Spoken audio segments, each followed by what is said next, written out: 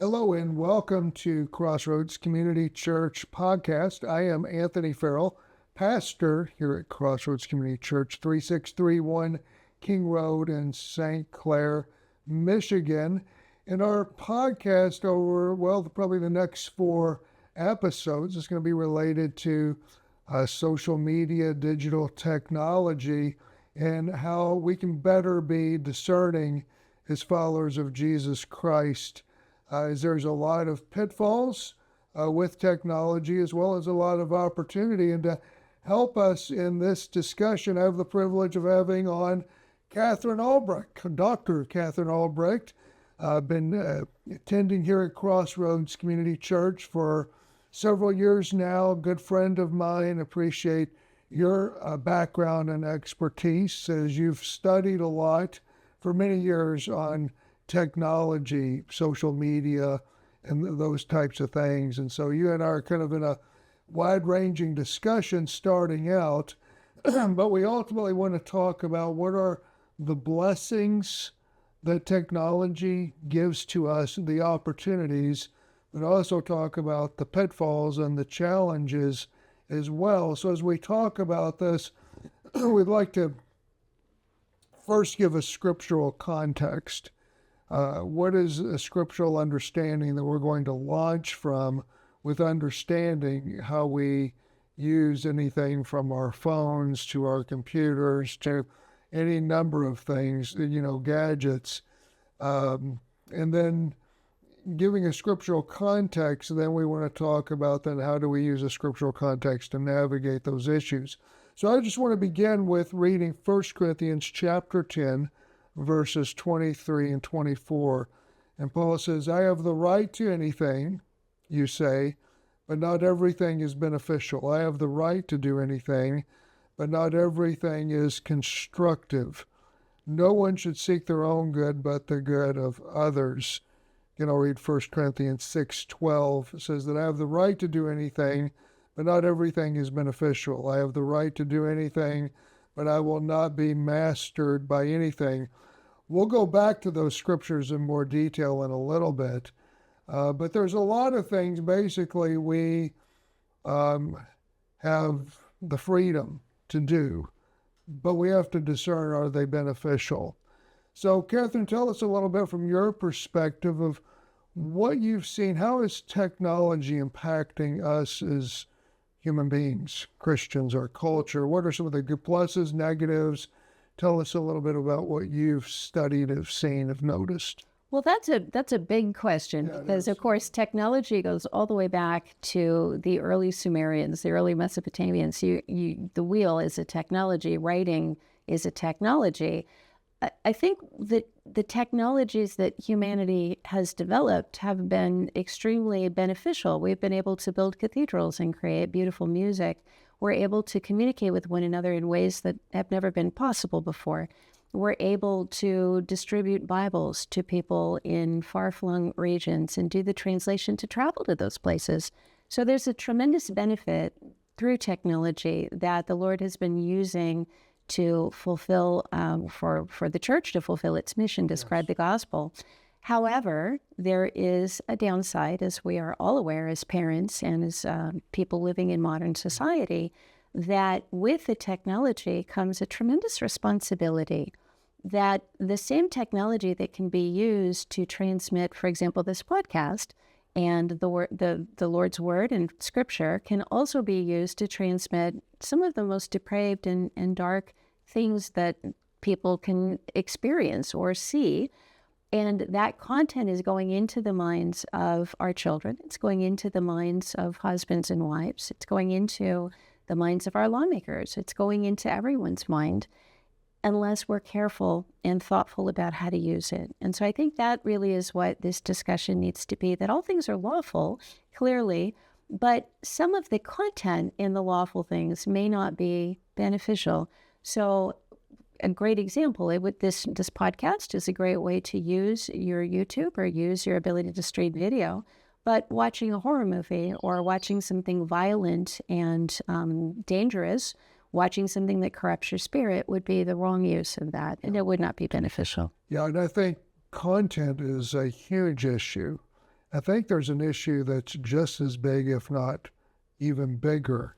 And that is how technology, and we can talk about positive directions, but equally we can talk about negative directions, is how technology shapes our behaviors. Not just, let's say we don't even look at horror movies or pornography, or let's say the content that we look at or interact with is completely clean and neutral. Nonetheless, the technologies have significant ways of changing our behaviors, and oftentimes in very negative ways, whatever the content may be. Can you address that? That's a really good point, and I think there's nowhere that we've seen that more than in what has happened in the 15 years or so since the mobile phone, the smartphone, the iPhone came out. If young people listening to this may not even remember a time when everyone was not glued to their devices.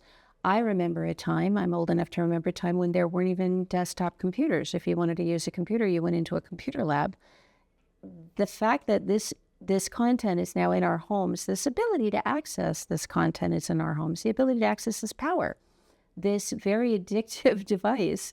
And it's not only now in our homes, it's in our pockets. They've done studies and found that people are unable to be away from their phones for really any length of time. There was a guy who climbed Mount Fuji and got trapped up there, had to be rescued with a helicopter.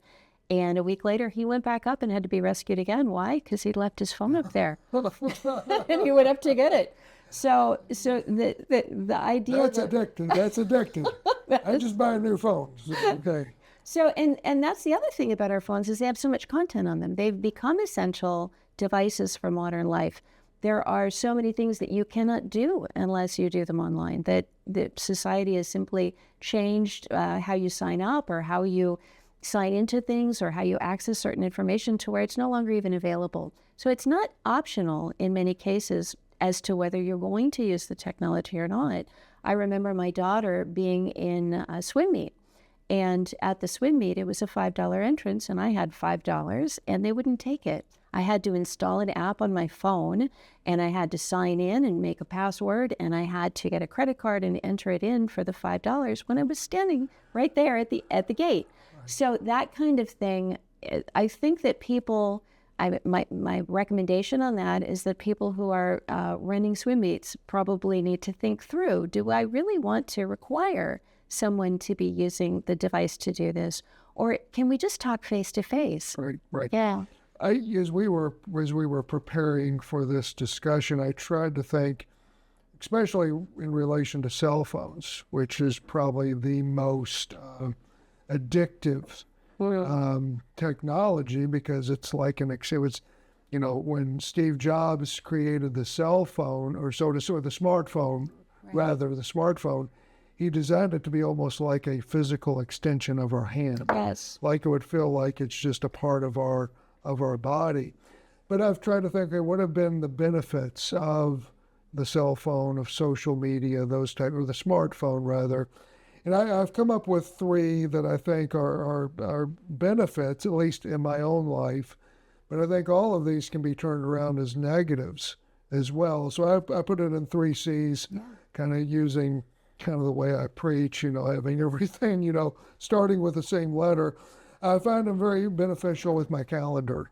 I can get a lot more done in scheduling. I can get a lot more done in terms of efficiency. I can get so much more done because I remember pastoring in the day before there was the internet, before there were smartphones, even before cell phones, which was a newer technology, I think, coming in the mid-90s or something. Connections, I can connect with people a lot better. Yesterday, Brenda, my wife, went to see our granddaughter, was able to show me videos of her crawling. How cool is that? I could just see it almost in real time.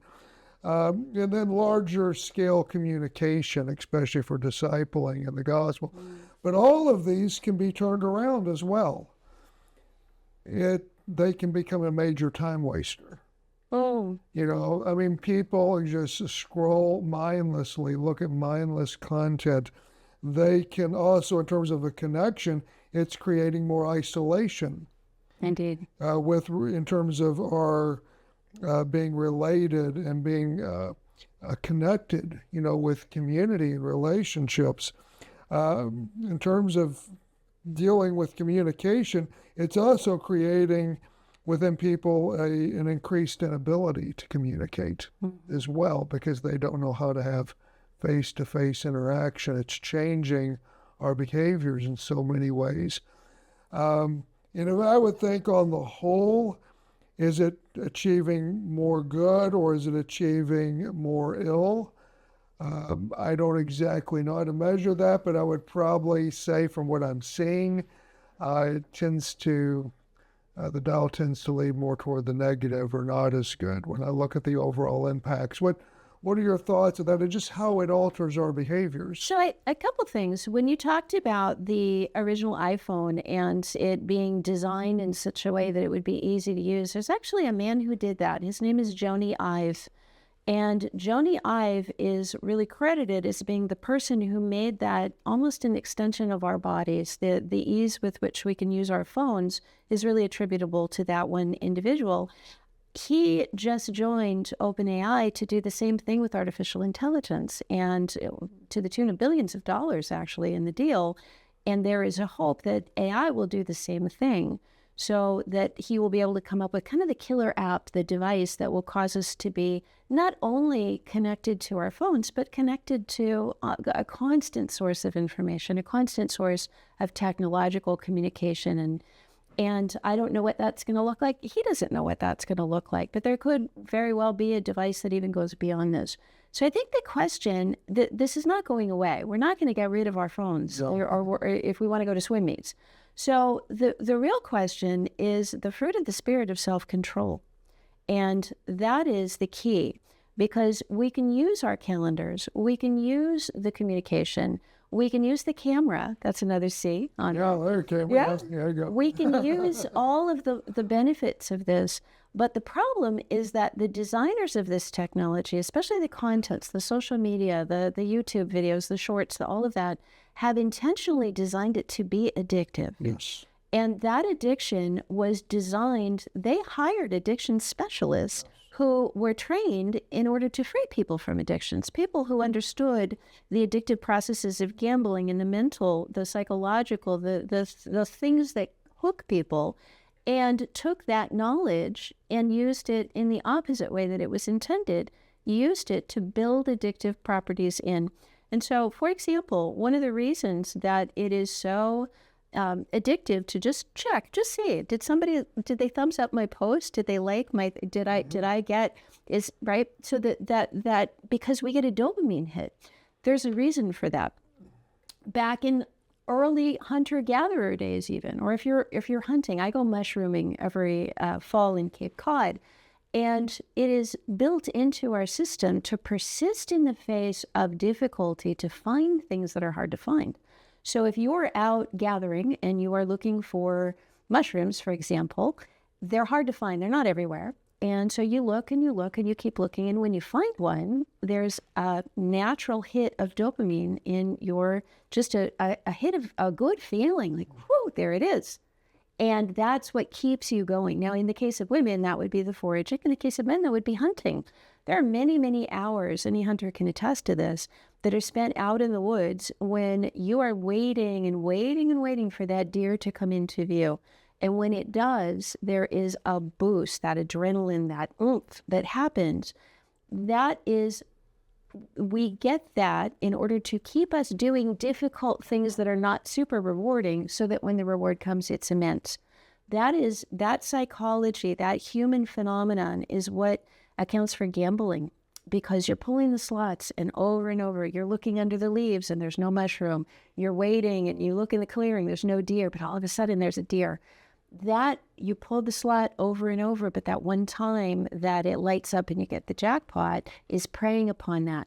So what we need to be aware of as consumers of this technology is that is designed in.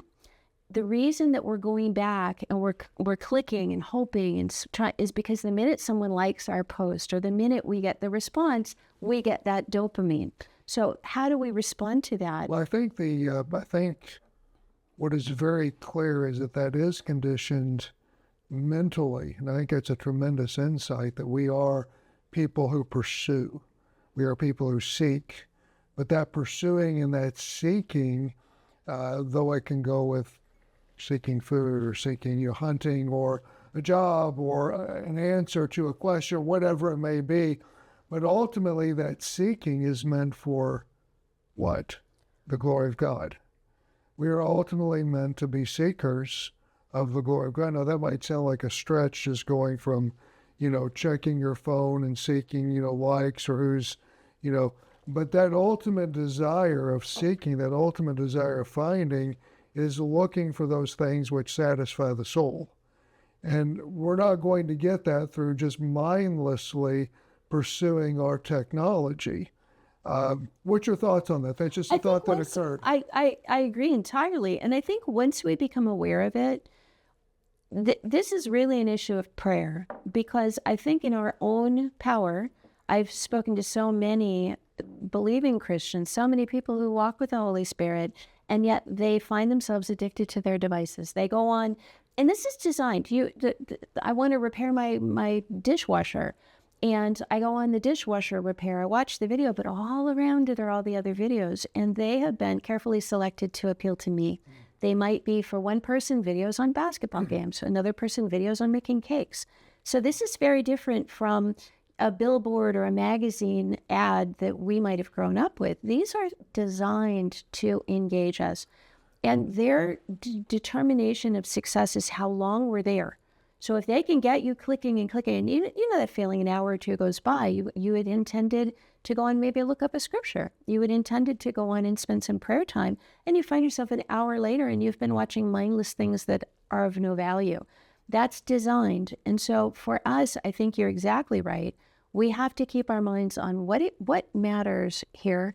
What am I trying to accomplish? And Lord, put a guard over my mind so that I can recognize when it's happening and cut it off. I think where we're ultimately going to need to go when it comes to our technologies, and this is just a thought that's occurring to me right now, is Romans 12, 1 and 2, which says to offer your bodies as living sacrifices, that we are to offer our cell phones, we are to offer our technology. These technologies are so addictive that they are not just simply neutral players within our world. They are designed to entrap and to make us addicted, and they are doing it very successfully. And the very fact is that with our technology, and I've never even thought of this to the way I'm thinking of it right now, truly you've got to go to Romans 12, 1 and 2, where Paul says, offer your bodies as living sacrifices, holy and pleasing, acceptable to God. Then verse 2, do not be conformed to the pattern of this world, but be transformed by the renewing of your mind, and then you will be able to test and approve what God's will is, his good, his pleasing, and his perfect will.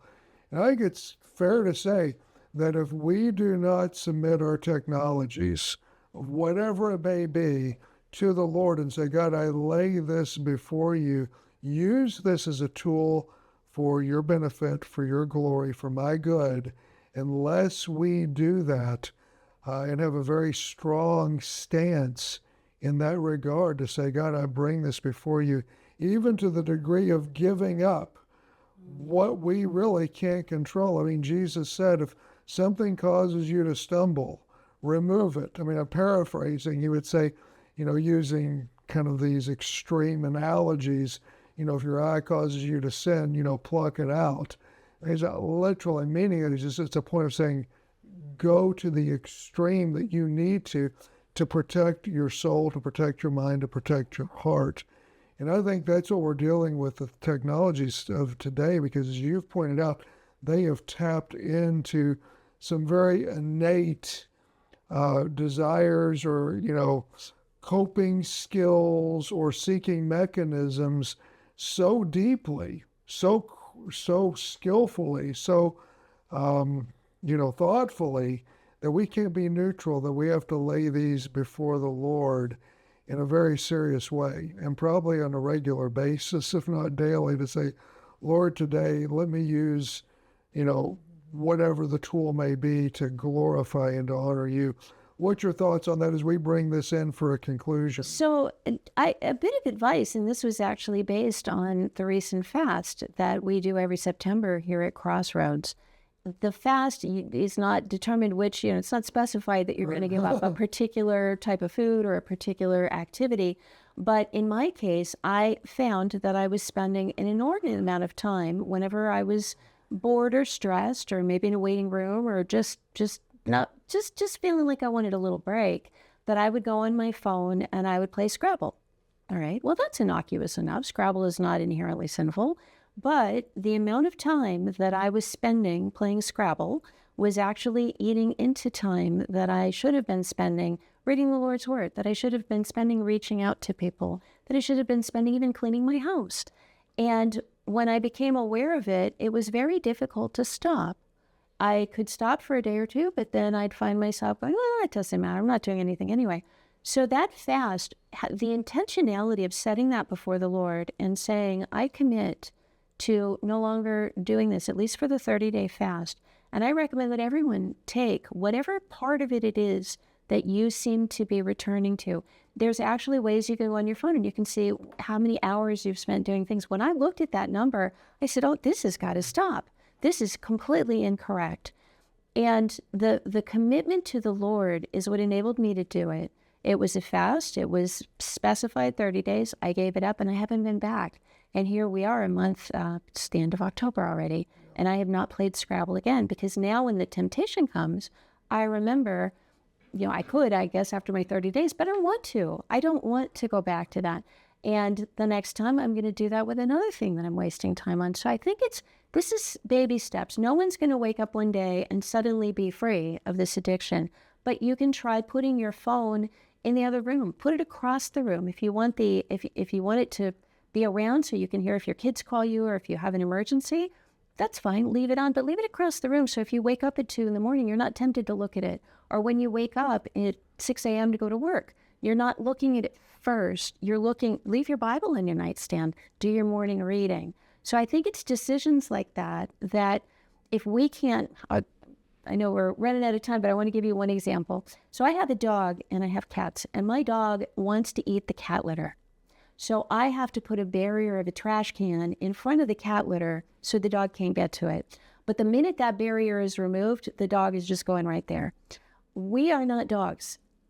If we are tempted to go into something like cat litter, we need to submit that to the Lord, because we have the ability to have our hearts changed to no longer want to get to the, and we don't need the barrier then. Your point is playing Scrabble is neutral. It's not sinful.